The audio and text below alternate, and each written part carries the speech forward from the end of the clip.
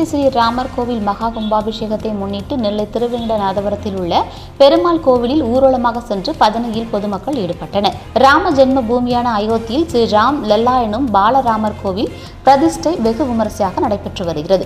உலகின் பல்வேறு நாடுகளில் இருந்தும் இந்தியாவின் பல்வேறு மாநிலங்களில் இருந்தும் முக்கிய விருந்தினர்கள், ஆன்மீகவாதிகள், மடாதிபதிகள், பிடாதிபதிகள் உள்ளிட்டோர் முன்னிலையில் பாரத பிரதமர் நரேந்திர மோடி ராமர் விக்கிரகத்தை பிரதிஷ்டை செய்து வைக்கிறார்.